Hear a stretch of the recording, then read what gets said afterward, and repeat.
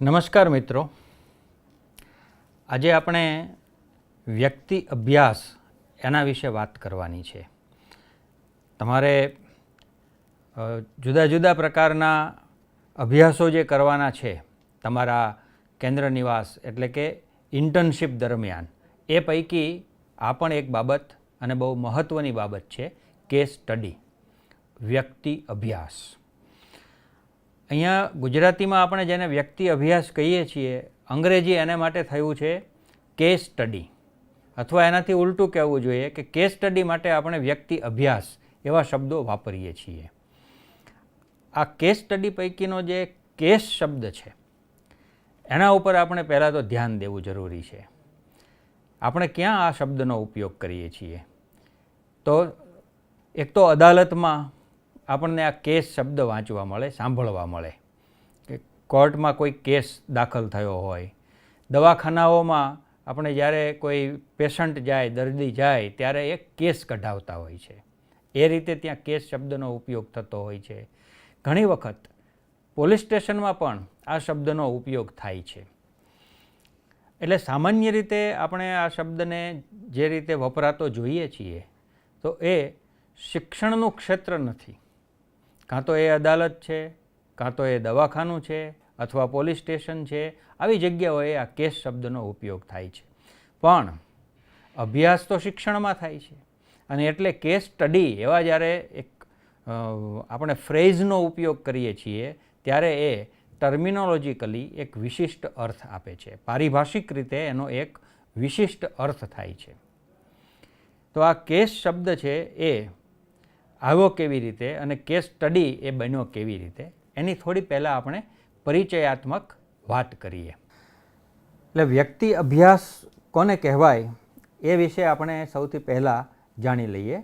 વ્યક્તિ અભ્યાસનો આપણે પરિચય મેળવી લઈએ. આ ટર્મ આપણા પરિચયમાં આવી જવી જોઈએ, અને એનો પ્રારંભ આપણે કરવો પડે કેસથી, વ્યક્તિથી.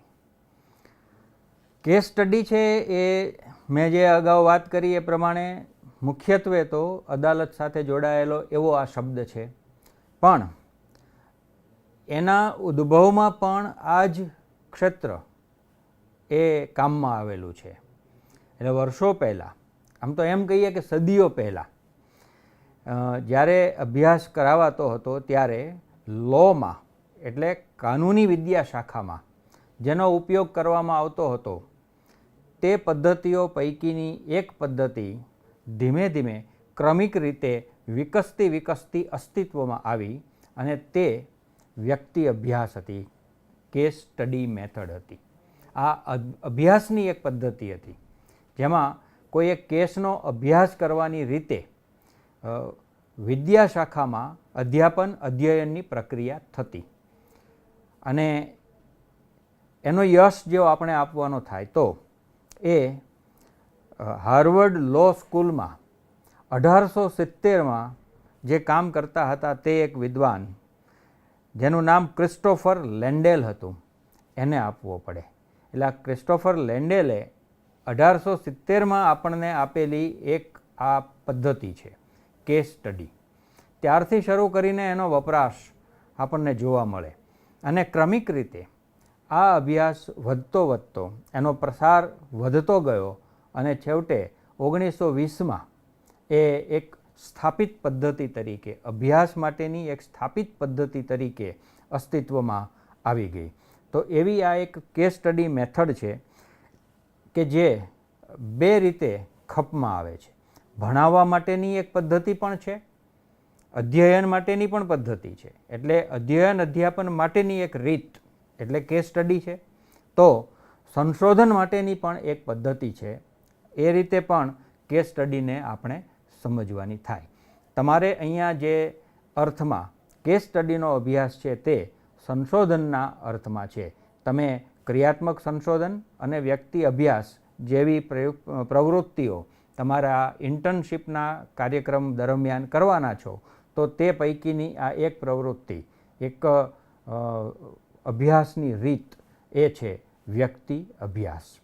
એટલે આપણે આ વ્યક્તિ અભ્યાસ અભિગમ છે એના વિશે આજે થોડી વિગતે વાત કરીશું, જેથી કરીને તમે તમારા અભ્યાસના ભાગરૂપે જે હાથ ધરવાનું કાર્ય છે તે યોગ્ય રીતે પદ્ધતિસર હાથ ધરી શકો.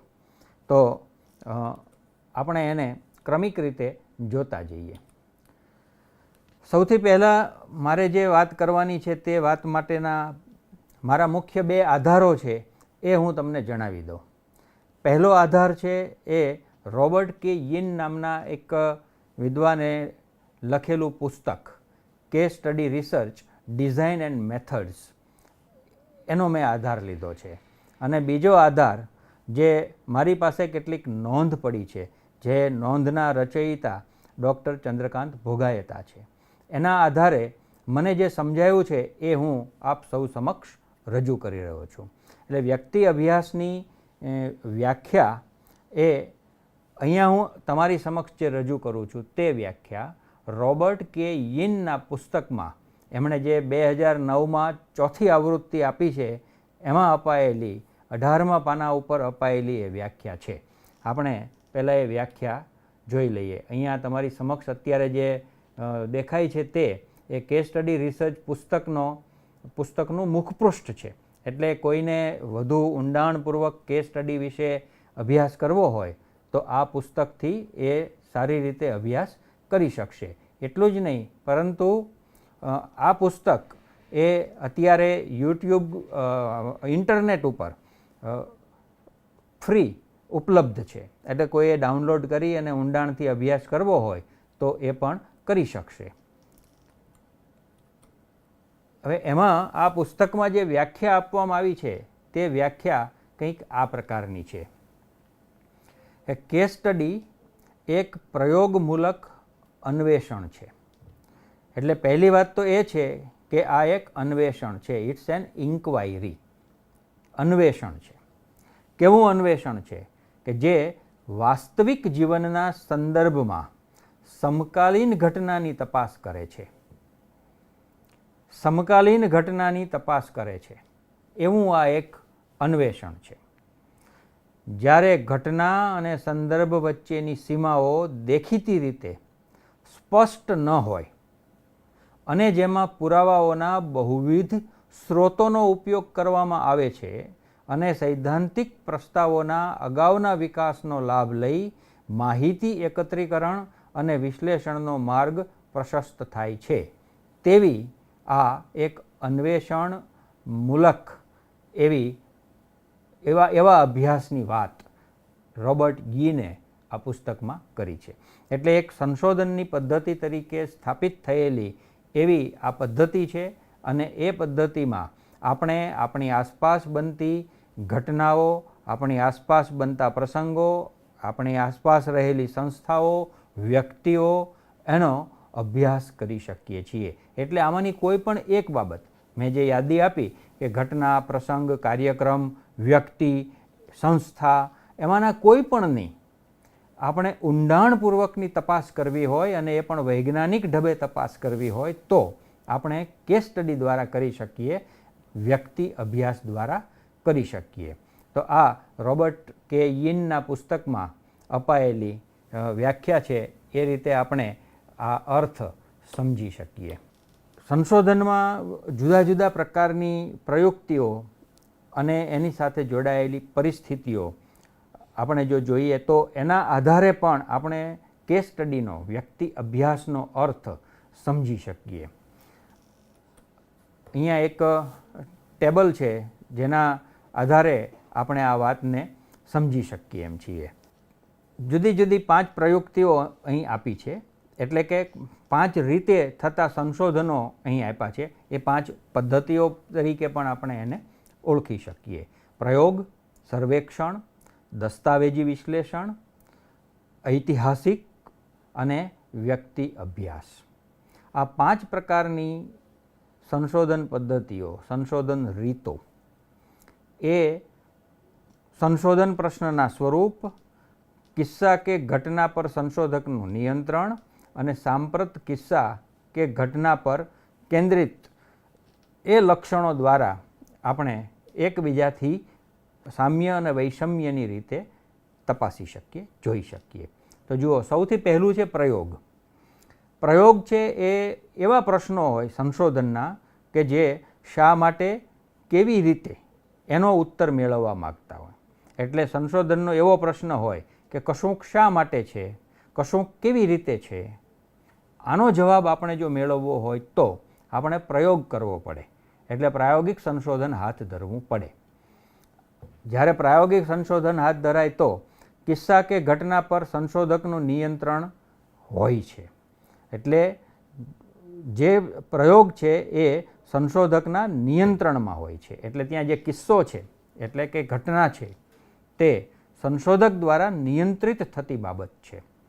સાંપ્રત કિસ્સા કે ઘટના પર કેન્દ્રિત હોઈ શકે છે. એટલે આ બંને લક્ષણો એમાં પ્રયોગમાં આપણને જોવા મળે છે. સર્વેક્ષણ હોય તો પ્રશ્ન કેવો હશે? શું, કેટલું, કોણ, ક્યાં, આવી બાબતોના ઉત્તરો આપણે જો મેળવવા હોય તો સર્વેક્ષણ કરવાનું હોય છે. અને એ સર્વેક્ષણમાં જે કિસ્સા કે ઘટના પર સંશોધકનું નિયંત્રણ હોતું નથી, પણ સાંપ્રત કિસ્સો કે ઘટના પર એ કેન્દ્રિત હોય છે, હોઈ શકે છે. દસ્તાવેજી વિશ્લેષણ, એના પ્રશ્નો કેવા હોય? તો શું, કેટલું, કોણ, ક્યાં, આવા પ્રશ્નો દસ્તાવેજી વિશ્લેષણ દ્વારા ઉત્તરિત થતા હોય છે. એમાં પણ કિસ્સા કે ઘટના પર સંશોધકનું નિયંત્રણ હોતું નથી અને સાંપ્રત કિસ્સા કે ઘટના પર તે કેન્દ્રિત હોય પણ ખરું, ન પણ હોય. ઐતિહાસિક સંશોધન શા માટે અને કેવી રીતે એવા પ્રશ્નોના ઉત્તરો માટે હાથ ધરાય છે. અને એમાં કિસ્સા કે ઘટના પર સંશોધકનું નિયંત્રણ નથી હોતું, એ જ રીતે એ સાંપ્રત કિસ્સા કે ઘટના પર કેન્દ્રિત પણ નથી હોતું. હવે આવે છે વ્યક્તિ અભ્યાસ, કેસ સ્ટડી રિસર્ચ. શા માટે, કેવી રીતે આવા પ્રશ્નોના ઉત્તરો મેળવવા માટે વ્યક્તિ અભ્યાસ હાથ ધરવામાં આવે છે. એમાં કિસ્સા કે ઘટના પર સંશોધકનું નિયંત્રણ હોતું નથી. એ નિયંત્રણ બહાર છે, સંશોધકનું નિયંત્રણ તેમાં નથી, પરંતુ સાંપ્રત કિસ્સા કે ઘટના પર તે કેન્દ્રિત હોય છે. તો આવા લક્ષણોથી આપણે આ વિવિધ સંશોધન પ્રયુક્તિઓને ઓળખી શકીએ અને આપણા સંશોધન પ્રશ્નના સ્વરૂપને આધારે આપણે કયા પ્રકારની સંશોધન પદ્ધતિ, પ્રયુક્તિ વાપરવી જોઈએ એનો નિર્ણય કરી શકીએ. તો વ્યક્તિ અભ્યાસ એ શા માટે કે કેવી રીતે એવા પ્રશ્નોના ઉત્તરો મેળવવા માટે હાથ ધરવામાં આવે છે. તમારા અભ્યાસના ભાગરૂપે તમે જે વ્યક્તિ અભ્યાસ કરવાના છો તેમાં તમારી પાસે સંશોધનના આવા પ્રશ્નો હોવા જોઈએ કે કશુંક, માનો કે કોઈ સંસ્થાનો વ્યક્તિ અભ્યાસ તમે કરવાના છો તો એ સંસ્થા શા માટે છે, એ સંસ્થા કેવી રીતે કાર્ય કરે છે, જેવી છે તેવી સ્થિતિએ તે સંસ્થા કેવી રીતે પહોંચી છે. આવા પ્રશ્નોના ઉત્તરો મેળવવા માટે તમારે આ અભ્યાસ કરવાનો છે. તે ધ્યાનમાં રાખીને તમારા સંશોધનની દરખાસ્ત તમારે વિચારવાની. શા માટે અને કેવી રીતે પ્રશ્નો કેન્દ્રમાં હોય, ઘટના પર સંશોધકનું નિયંત્રણ ન હોય અને અભ્યાસ હેઠળ વાસ્તવિક જીવનની કોઈ સાંપ્રત બાબત હોય ત્યારે વ્યક્તિ અભ્યાસ હાથ ધરાય છે. એટલે તમારા કેસમાં તમારે આ બાબતોને ધ્યાનમાં રાખવાની થાય અને એ રીતે તમે જે વ્યક્તિ અભ્યાસ હાથ ધરવા માગો છો તેમાં આ લક્ષણો છે કે નહીં તે તપાસી લેવાનું જરૂરી બને. વ્યક્તિ અભ્યાસનું સ્વરૂપ કેવું હોય? વ્યક્તિ અભ્યાસ અન્વેષણ, વર્ણન અથવા સ્પષ્ટીકરણના સ્વરૂપે હોય છે. આમ સંશોધનની મુખ્યત્વે બે અભિગમો દ્વારા વાત થઈ શકે છે. એમાં સંશોધન છે એ કાં તો ગુણાત્મક રીતે હાથ ધરાતું હોય છે અથવા સંખ્યાત્મક રીતે હાથ ધરાતું હોય છે. અંગ્રેજીમાં એને ક્વોલિટેટિવ અને ક્વોન્ટિટેટિવ કહેવામાં આવે છે. એટલે જો એ ગુણાત્મક સંશોધન છે, ક્વોલિટેટિવ સંશોધન છે, તો તેની વિશિષ્ટતાઓ એની સાથે જોડાયેલી હોય છે. એવું જ સંખ્યાત્મક એટલે કે ક્વોન્ટિટેટિવ રિસર્ચનું પણ હોય છે. વ્યક્તિ અભ્યાસનું સ્વરૂપ છે એ સામાન્ય રીતે ગુણાત્મક ગણાય છે, પણ એ માત્ર ગુણાત્મક જ હોય એવું જરૂરી નથી. એનું સ્વરૂપ છે એ મિશ્ર પ્રકારનું પણ હોઈ શકે છે. એટલે કે એમાં કેટલોક ભાગ ગુણાત્મક હોય તો કેટલોક ભાગ સંખ્યાત્મક પણ હોઈ શકે. એટલે વ્યક્તિ અભ્યાસનું સ્વરૂપ છે એ આપણે આપણા સંશોધનના પ્રશ્નોના ઉત્તરો મેળવવાના દૃષ્ટિકોણથી નક્કી કરવાનું થાય કે આપણે જે અભ્યાસ કરીએ છીએ તેમાં આપણે નક્કી કરેલા સંશોધનના પ્રશ્નોના ઉત્તરો આપણે કેવી રીતે મેળવીશું. બધા પ્રશ્નોના ઉત્તરો જો ગુણાત્મક રીતે મળતા હોય તો આપણા વ્યક્તિ અભ્યાસને આપણે ગુણાત્મક સ્વરૂપનો બનાવી શકીએ. એ જ રીતે જો એના ઉત્તરો છે આપણને સંખ્યાત્મક રીતે પણ મેળવવા પડે તેવા જણાતા હોય તો આપણે ગુણાત્મક અને સંખ્યાત્મક બંને અભિગમોનું મિશ્રણ કરી શકીએ. એને મિશ્ર પદ્ધતિ કહેવામાં આવે છે, મિક્સ મેથડ કહેવામાં આવે છે. અને ખરેખર વ્યક્તિ અભ્યાસ છે એ આ મિશ્ર પ્રકારની પદ્ધતિએ જ હાથ ધરાય એ વધુ ઉચિત બનતો હોય છે.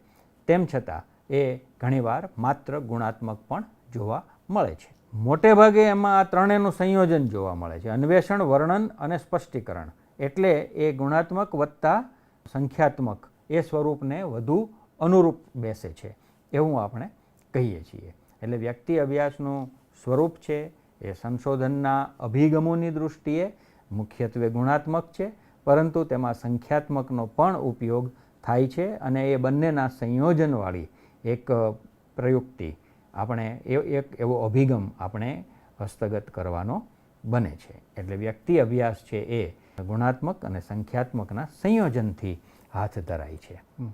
વ્યક્તિ અભ્યાસની યોજના જ્યારે આપણે બનાવતા હોઈએ ત્યારે એમાં 5 મુખ્ય ઘટકો હોય છે અને એ 5 ઘટકોને ધ્યાનમાં રાખી વ્યક્તિ અભ્યાસની યોજના બનાવવાની હોય છે. એમાંનો પહેલા ઘટકને આપણે જોઈએ તો એ છે અભ્યાસના પ્રશ્નો. આપણે અગાઉ પણ જોયું કે વ્યક્તિ અભ્યાસ છે એ વિશિષ્ટ પ્રકારના સંશોધન પ્રશ્નોના ઉત્તરો મેળવવા માટે હાથ ધરાય છે.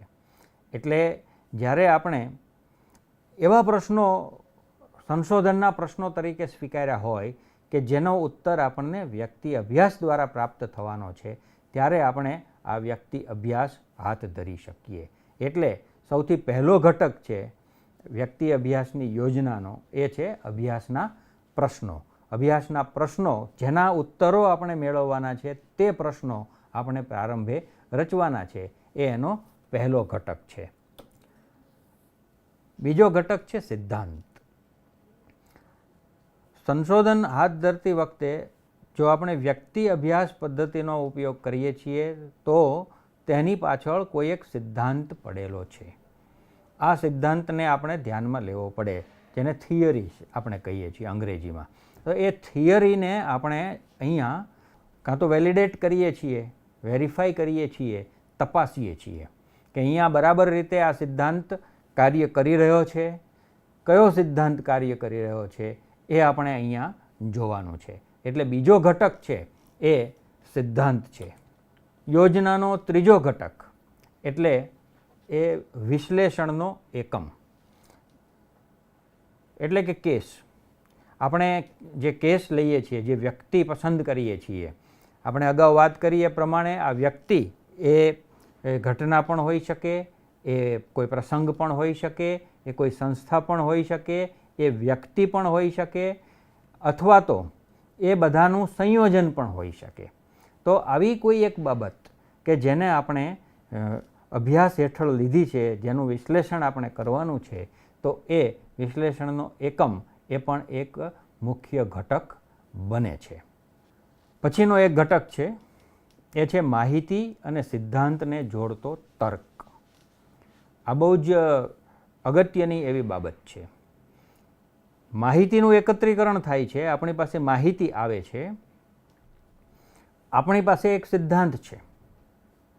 હવે આપણે આ માહિતીના આધારે તે સિદ્ધાંતને તપાસવાનો છે, એ બે વચ્ચેનું જોડાણ બનાવવાનું છે.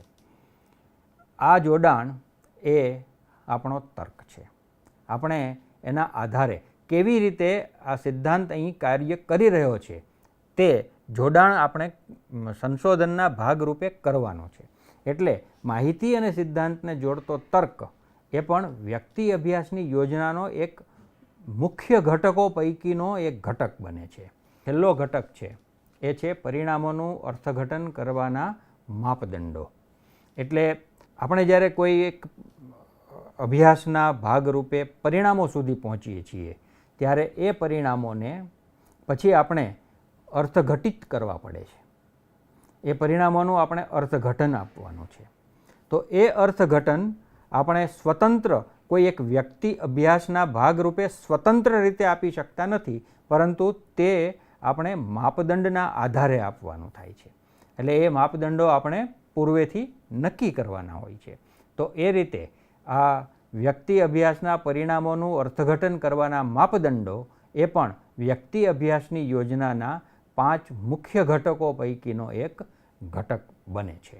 તો આ કોઈ પણ એક કેસ સ્ટડી વ્યક્તિ અભ્યાસ આપણે હાથ ધરવો હોય તો એની યોજના બનાવવી પડે, અને એ યોજનામાં મુખ્યત્વે આ 5 ઘટકો સમાવિષ્ટ થતા હોય છે. આ 5 ઘટકોનો સમાવેશ કરવાથી આપણે આપણી સંશોધન યોજનાને રૂપ ઘાટ આપી શકીએ. વ્યક્તિ અભ્યાસના વિવિધ પ્રકારો છે. જુદા જુદા પ્રકારના વ્યક્તિ અભ્યાસો કેવા હોય એ રોબર્ટ યીને પોતાના પુસ્તકમાં ખૂબ સરસ રીતે ઉદાહરણોથી સમજાવ્યું છે. અહીં હું એક ટેબલના સ્વરૂપે એ રજૂ કરું છું, જેના આધારે આપણે એ વાતને સમજશું. એમાં જે મુખ્ય બાબતો છે જેના આધારે આ પ્રકારો પડે છે એ છે જો એક અથવા અનેક કિસ્સાઓ અને વિશ્લેષણના એક અથવા અનેક એકમોના સંયોજન અનુસાર વ્યક્તિ અભ્યાસની યોજનાના જુદા જુદા 4 પ્રકાર. એટલે આધારો કયા છે? તો કિસ્સાઓ, એક અથવા અનેક કિસ્સાઓની સંખ્યા, અને બીજું છે વિશ્લેષણ માટેના એકમો.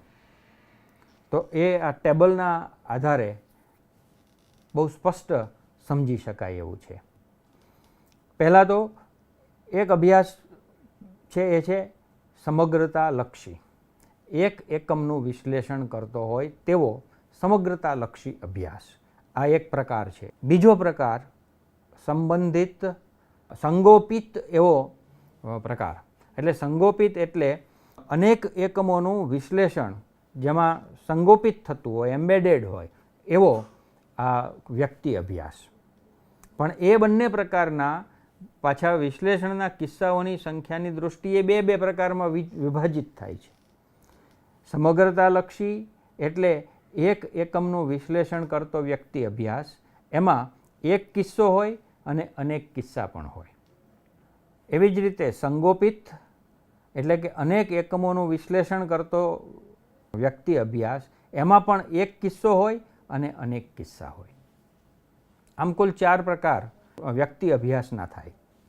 પહેલો એટલે એક કિસ્સો સમગ્રતાલક્ષી, બીજો એટલે એક કિસ્સો સંગોપિત, ત્રીજો એટલે અનેક કિસ્સા સમગ્રતાલક્ષી, અને ચોથો એટલે અનેક કિસ્સા સંગોપિત. અહીં સંગોપિત એટલે એમ્બેડેડ, એમાં સમાવિષ્ટ હોય, સંગોપિત થયેલા હોય. તો કોઈ એક કિસ્સાને એક કિસ્સા તરીકે જ આપણે જ્યારે વિશ્લેષિત કરીએ છીએ ત્યારે પણ એ એક કેસ સ્ટડી બની શકે છે. તો એકથી વધુ કિસ્સાઓને, અહીંયા કિસ્સા એટલે એ ઘટના, સંસ્થા, પ્રસંગ, કાર્યક્રમ, વ્યક્તિ જેને આપણે વિશ્લેષણના એકમ તરીકે સ્વીકાર્યો હોય તે. તો એની સંખ્યા જ્યારે એકથી વધુ હોય પણ એને સમગ્રતાલક્ષી રીતે, એટલે કે એક જ એકમ છે તેમ માનીને એનું વિશ્લેષણ આપણે કરતા હોઈએ તો તે ત્રીજા પ્રકારના વ્યક્તિ અભ્યાસ જેવો અભ્યાસ બને છે. એટલે અહીંયા 1, 2, 3, 4 એમ કરીને 4 પ્રકારો રોબર્ટ યીને પોતાના પુસ્તકમાં જે દર્શાવ્યા છે તે આ 4 છે. હવે તમારા કેસમાં માની લો કે તમે એક કિસ્સો પસંદ કરો છો, એટલે કે કોઈ એક શિક્ષણ સંસ્થા અભ્યાસ હેઠળ તમે લ્યો છો, તો એ એક કિસ્સો છે અને એ એક કિસ્સાનું તમે સમગ્રતાલક્ષી એક એકમ તરીકેનું જ વિશ્લેષણ કરો છો, તો તે પ્રકાર 1નો વ્યક્તિ અભ્યાસ બનશે. પણ જુદા જુદા 5 સ્થળોએ 5 સંસ્થાઓનો 10 સંસ્થાઓનો આવો અભ્યાસ થાય છે, અને એ 10 સંસ્થાઓને પાછી અનેક કિસ્સાઓના સ્વરૂપે એક કિસ્સો ગણીને, બધીએ ભેગી થઈને એક કિસ્સો છે તેમ સ્વીકારીને એનું સમગ્રતાલક્ષી વિશ્લેષણ જ્યારે કરવામાં આવે ત્યારે તે પ્રકાર 3નો વ્યક્તિ અભ્યાસ થાય છે. તો આ રીતે આપણે આપણા પોતાના વ્યક્તિ અભ્યાસને આપણે કયા પ્રકારમાં મૂકી શકીશું તે નક્કી કરી શકીએ છીએ. હવે વ્યક્તિ અભ્યાસની ગુણવત્તા આપણે નક્કી કેવી રીતે કરવી, એના માપદંડો કયા, શાના આધારે આપણે આપણો વ્યક્તિ અભ્યાસ એ ગુણવત્તાયુક્ત છે એવું નક્કી કરી શકીએ. પહેલી બાબત છે એ છે ઘટક યથાર્થતા. પુરાવાના અનેક સ્ત્રોતો વાપરવા. કેવી રીતે તમે ઘટક યથાર્થતા સ્થાપિત કરી શકો, તમારા વ્યક્તિ અભ્યાસની ઘટક યથાર્થતા સ્થાપિત કરવાની રીતો કઈ? તો એક છે પુરાવાના અનેક સ્ત્રોતો વાપરવા. કોઈ એક જ સ્ત્રોતથી માહિતીનું એકત્રીકરણ કરવામાં આવે અને એના આધારે આપણે જ્યારે વિશ્લેષણ કરીએ ત્યારે તેની ઘટક યથાર્થતા એ સિદ્ધ થતી નથી. એટલે અનેક સ્ત્રોતોનો ઉપયોગ કરવો પડે. માનો કે આપણે કોઈ એક સંસ્થા વિશે અભ્યાસ કરીએ છીએ અને એ સંસ્થાની માહિતી આપણે એકત્ર કરવી છે, તો સંસ્થા સાથે જોડાયેલા કર્મચારીઓ પાસેથી આપણે માહિતી મેળવીએ. આ એક સ્ત્રોત થયો અને એના આધારે જ આપણે વિશ્લેષણ કરીએ તો સંભવ છે કે એની ઘટક યથાર્થતા નીચી આવે. પણ આપણે કર્મચારીઓ પાસેથી માહિતીનું એકત્રીકરણ કર્યું, સંસ્થા સાથે જોડાયેલા, એ માની લો કે શિક્ષણ સંસ્થા છે તો એ સાથે જોડાયેલા વર્તમાન વિદ્યાર્થીઓ, ભૂતપૂર્વ વિદ્યાર્થીઓ, એની પાસેથી પણ માહિતીનું એકત્રીકરણ કરીએ, વાલીઓ પાસેથી પણ માહિતીનું એકત્રીકરણ કરીએ. એવા વાલીઓ કે જેના સંતાનો આ શાળામાં ભણે છે એમની પાસેથી પણ માહિતી એકત્ર કરીએ અને એવા લોકો કે જે ગામમાં વસે છે પરંતુ જેમના સંતાનો આ શાળામાં ભણતા નથી તો એમની પાસેથી પણ એ શાળા વિશેની માહિતી એકત્ર કરીએ. તો આમ વિવિધ સ્ત્રોતો દ્વારા આપણે આ માહિતીને એકત્ર કરી શકીએ. માહિતીના એકત્રીકરણ માટે કેટલાક ઉપકરણો પણ આપણે વાપરી શકીએ. એના વિશે પણ આપણે વાત કરીશું કે કેવી કેવી બાબતોથી આપણે માહિતી મેળવી શકીએ. પણ આવા બધા વિવિધ સ્ત્રોતોનો જ્યારે આપણે ઉપયોગ કરીએ છીએ ત્યારે ઘટક યથાર્થતા પ્રસ્થાપિત થાય છે. પુરાવાની શ્રેણિકતા રચવી. આપણે જે માહિતી મેળવી છે એમાં મળેલા આપણા પ્રશ્નના ઉત્તરના આધારોના પુરાવા એને આપણે ક્રમિક રીતે ગોઠવીએ. ચાવીરૂપ માહિતીદાતા પાસેથી અહેવાલની સમીક્ષા કરાવવી.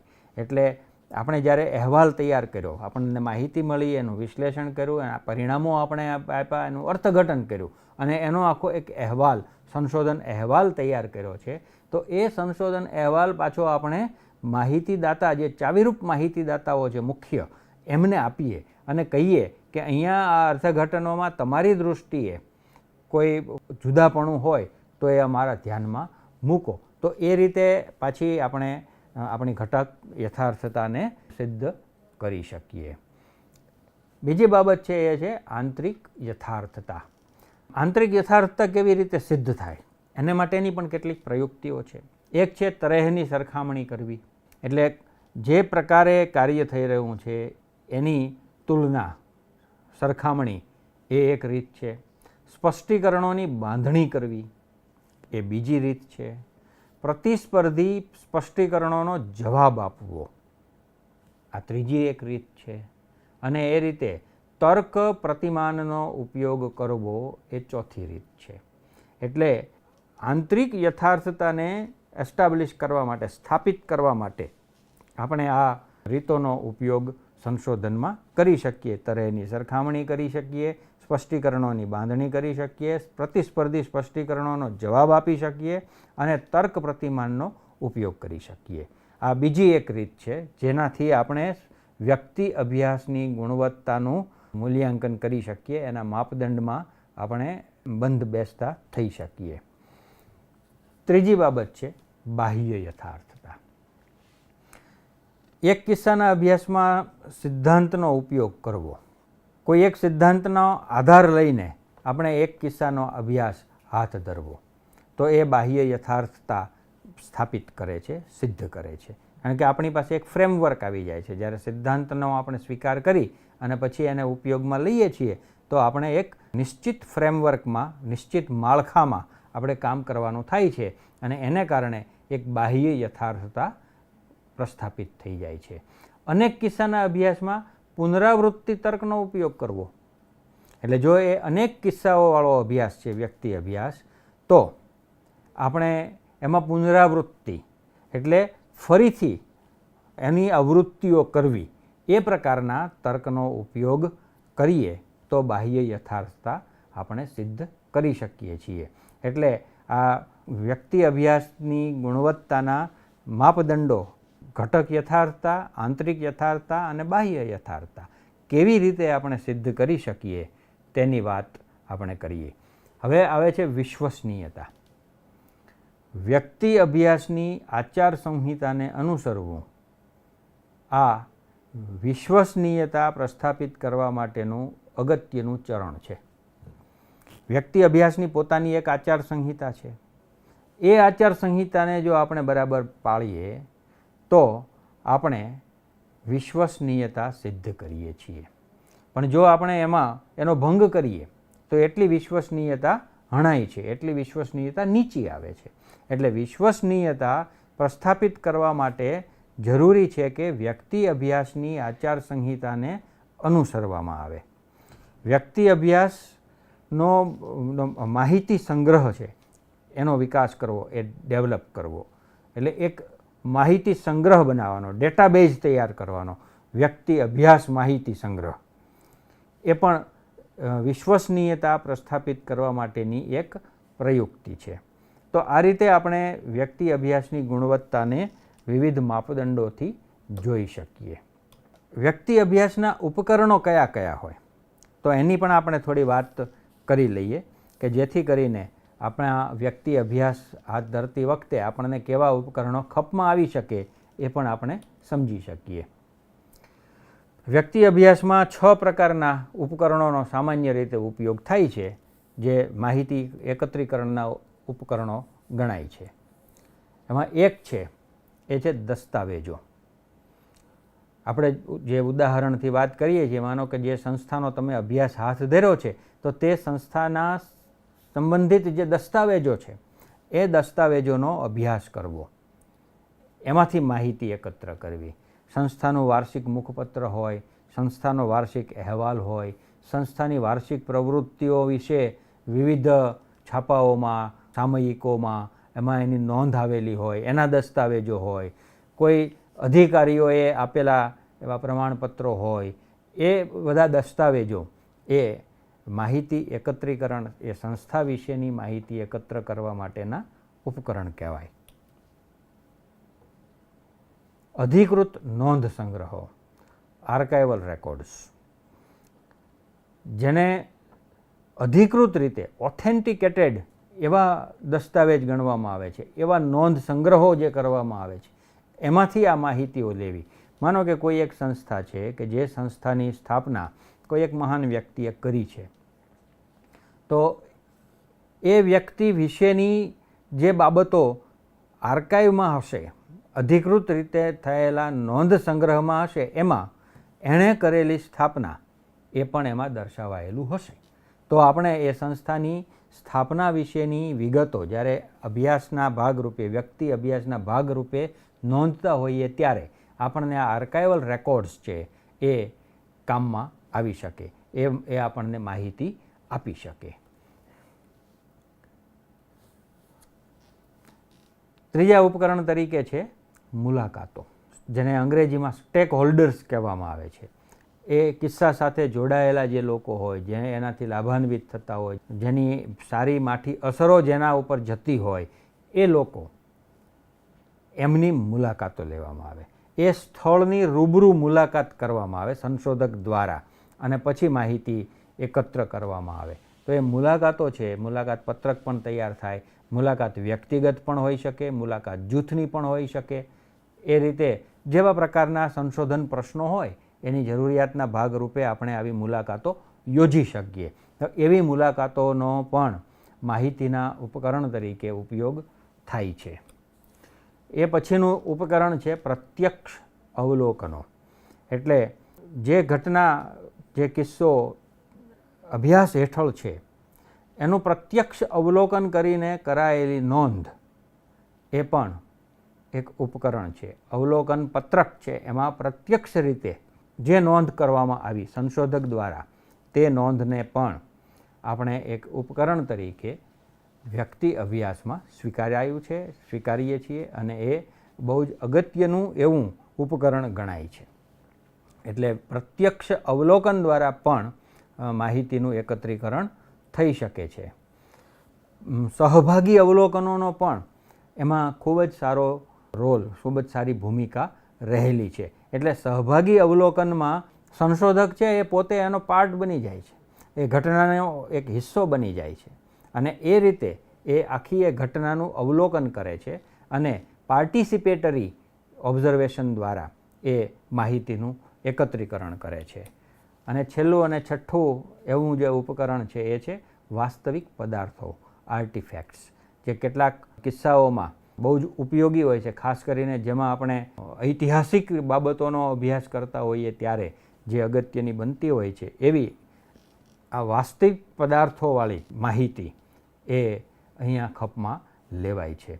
આપણે સૌ જાણીએ છીએ, માનો કે કોઈ પુરાતત્વીય એવા આધારો છે, તો એમાં તકતીઓ છે, એમાં જૂના વાસણો છે, જૂની વસ્તુઓ છે, એ બધું આપણે વાસ્તવિક પદાર્થો તરીકે લઈએ છીએ. કોઈ શૈક્ષણિક સંસ્થા છે તો એના પુસ્તકો છે એ પણ એમાં પડેલા છે, કોઈ પત્રો છે, બધા વાસ્તવિક પદાર્થો છે કે જેને આપણે ખરેખર એ નિશાળનું મકાન છે, એમાં મુકાયેલી કોઈ તકતી છે, આવી બધી બાબતો એ વાસ્તવિક પદાર્થની શ્રેણીમાં આવે છે અને એ પણ માહિતીના એકત્રીકરણ માટે ઉપકરણ તરીકે જોવામાં આવે છે. તો આ વ્યક્તિ અભ્યાસના બધા ઉપકરણો છે.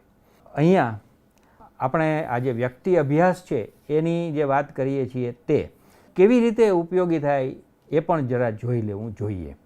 અહીંયા આપણે એ વાત કરશું કે તમે જે વ્યક્તિ અભ્યાસ હાથ ધરવાના છો તે વ્યક્તિ અભ્યાસ તમને શું શીખવી શકે. તો પહેલી વાત તો એ છે કે સંબંધિત સાહિત્યની તમારે સમીક્ષા કરવાની છે. કોઈ પણ સંશોધન હાથ ધરતા પહેલાં આપણે એની સાથે જોડાયેલા પુરોગામી સંશોધનોનો અભ્યાસ કરતા હોઈએ છીએ. અગાઉ થયેલા વ્યક્તિ અભ્યાસોનો તમે અભ્યાસ કરશો અને એટલે તમને એમાંથી સિદ્ધાંતના ઉદાહરણો મળશે. તો એ સિદ્ધાંતના ઉદાહરણોથી તમે પરિચિત થઈ શકશો. એ આ વ્યક્તિ અભ્યાસથી પ્રાપ્ત થનારી એક મહત્ત્વની બાબત છે. કોઈ તમે સંસ્થાનો અભ્યાસ કરો તો એ સંસ્થા કેવી રીતે રચાઈ, એ સંસ્થા રચાવા પાછળ કયા કારણો હતા, કઈ પરિસ્થિતિઓ હતી, એનો તમે અભ્યાસ કરી શકશો. જે સંસ્થાનો તમે અભ્યાસ કરો છો તેવી સંસ્થા કેવી રીતે સ્થપાય એ પણ તમે સમજી શકશો. સંસ્થાનું ઘડતર કેવી રીતે થાય, જેમ વ્યક્તિનું ઘડતર થાય છે એમ સંસ્થાનું પણ ઘડતર થાય છે. એ ક્રમિક રીતે ઘડાતી જતી હોય છે. તો એ ઘડતર કેવી રીતે થાય એ પણ તમે વ્યક્તિ અભ્યાસના માધ્યમથી સમજી શકશો કે તમે જે સંસ્થાનો અભ્યાસ કરો છો તે સંસ્થા અત્યારે જે સ્થિતિએ છે તે સ્થિતિએ કેવી રીતે પહોંચી છે, એમાં કયા કયા પડાવ આવ્યા, શું શું ઘટનાઓ ઘટી, અને એના આધારે એ પણ આપ સૌ જાણી શકશો કે આમાં શું નિવારવું જોઈએ, કઈ બાબતો આપણે આમાં નિવારવા યોગ્ય છે તે પણ તમે તારવી શકશો. એટલે કે એમાં સમસ્યાઓ કઈ પડી છે તે પણ તમને ધ્યાનમાં આવશે. એટલે એક રીતે પ્રોબ્લેમ સોલ્વિંગ એ તમે કરી શકશો. કયા પ્રોબ્લેમ સોલ્વ કરવા જેવા છે, કઈ સમસ્યાઓ ઉકેલવી પડે એ પણ તમારા ધ્યાનમાં આવશે. આ બધું જો આપણા ધ્યાનમાં હોય તો આપણે એવી સમસ્યાઓ આવે જ નહીં તે માટેની તકેદારીઓ રાખી શકીએ. એટલે વ્યક્તિ અભ્યાસ આ બાબત પણ આપશે. આપણને એ પણ જાણવા મળે વ્યક્તિ અભ્યાસ દ્વારા કે કયા સિદ્ધાંતોનો વ્યવહારમાં ઉપયોગ થયો છે, અને એ જ રીતે સિદ્ધાંતોનો વ્યવહારમાં ઉપયોગ કેવી રીતે થઈ શકે એ પણ આપણે એના દ્વારા જાણી શકીએ. એક બહુ જાણીતી ટર્મ છે SWOC, SWOC, strength, weakness, opportunity અને ચેલેન્જીસ. એનો પણ આપણે આમાં વિશ્લેષણના માધ્યમથી અભ્યાસ કરી શકીએ છીએ. કોઈ ઘટના, જે કિસ્સો છે, આપણું જે કેસ છે એ કેસનો SWOC એનાલિસિસ આપણે કરી શકીએ છીએ. એટલે એની સ્ટ્રેન્થ જાણી શકીએ, એની વીકનેસ જાણી શકીએ, એમાં રહેલી ઓપોર્ચ્યુનિટીઝ જાણી શકીએ અને એની સામે રહેલી ચેલેન્જીસ પણ આપણે જાણી શકીએ. એટલે ભવિષ્યમાં આવનારી સમસ્યાઓ વિશે પણ આપણે આ બાબતો જાણી શકીએ. એકંદરે આ આખી એ ઘટના ઘટી જાય, આખો એ અભ્યાસ થઈ જાય પછી આપણે એનો એક અહેવાલ લખતા હોઈએ છીએ, જેને આપણે વ્યક્તિ અભ્યાસનો અહેવાલ કહીએ છીએ. આ વ્યક્તિ અભ્યાસ છેવટે એક અહેવાલના સ્વરૂપમાં પરિણમે છે. આ અહેવાલ એ પ્રસંગ કથા નથી. આ બરાબર આપણે સમજવાનો છે. આપણે કોઈ એક પ્રસંગ લખીએ છીએ કે પ્રસંગ કથા લખીએ છીએ અથવા કોઈકનો પરિચય આપીએ છીએ એવું એ લખાણ નથી. એટલે વૈજ્ઞાનિક ઉકેલ કોઈ એક બાબતનો આપણે મેળવીએ છીએ તે પ્રમાણે સંશોધન હાથ ધરાયેલું છે એ બાબતથી સભાન રહીને આપણે આ આખી પ્રક્રિયા કરવાની અને એ પ્રક્રિયાના અંતે અહેવાલ પણ તે સ્વરૂપે જ લખાય એની પણ કાળજી લેવાની. તો આ વ્યક્તિ અભ્યાસ એ એક સંશોધન પદ્ધતિ છે. વૈજ્ઞાનિક ઢબે આપણે હાથ ધરીએ છીએ અને એનો અહેવાલ જે આપણે તૈયાર કરીએ છીએ છેવટે તે અહેવાલ કોઈ પ્રસંગ કથા નથી. એ કોઈ એક બાબતનો, કોઈ એક ઘટનાનો, કોઈ એક કિસ્સાનો, કોઈ એક સંસ્થાનો, કોઈ એક વ્યક્તિનો કે કોઈ એક પ્રસંગનો પરિચય માત્ર નથી, પણ એનો એક વૈજ્ઞાનિક ઢબે હાથ ધરાયેલા અભ્યાસનો અહેવાલ છે. તે રીતે લખાવો જોઈએ, તે રીતે રજૂ થવો જોઈએ, તો એનું વૈજ્ઞાનિક સ્વરૂપ છે એ આપણને જોવા મળે. એટલે તમે જે અભ્યાસ હાથ ધરો તે અભ્યાસ એક સંશોધનનું ઉદાહરણ બને અને છેવટે એ એક અહેવાલમાં પરિણમે ત્યારે એ એક વૈજ્ઞાનિક લેખનનું ઉદાહરણ બને. તે રીતે તમે હાથ ધરો તે જરૂરી છે. અહીંયા આપણે વ્યક્તિ અભ્યાસના પરિચયના સંદર્ભમાં થોડી બાબતો જોઈ. સૌનો ખૂબ ખૂબ આભાર.